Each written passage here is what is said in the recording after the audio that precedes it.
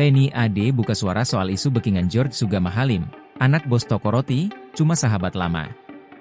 Beberapa waktu lalu viral di media sosial dengan foto anak bos toko roti di Cakung, Jakarta Timur, George Sugama Halim, yang diisulam dibackingi oleh prajurit TNI AD.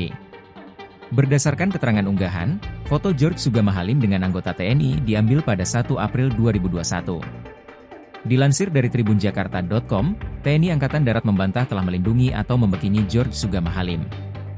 Narasi polisi militer TNI AD membacking anak dari bos toko roti sama sekali tidak benar, kata Kepala Dinas Penerangan Angkatan Darat, Kadis Penat, Brigjen TNI Wahyu Yudayana kepada wartawan, Senin, 16 Desember 2024. Hal ini disampaikan Wahyu merespons keramaian di media sosial X yang menunjukkan George Sugama Halim berfoto dengan 3 personel polisi militer TNI.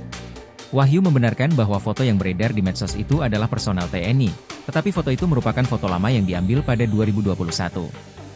Foto itu, jauh sebelum kejadian penganiayaan yang viral saat ini.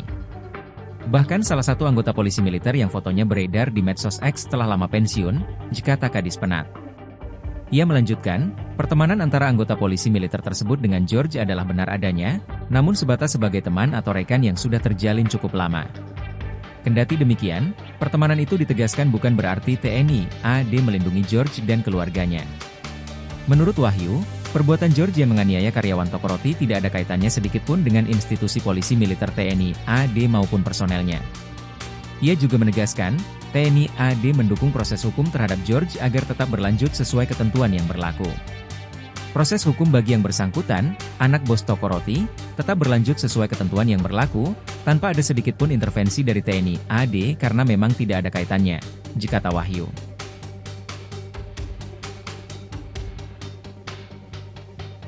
Download Tribun X sekarang, menghadirkan lokal menjadi Indonesia.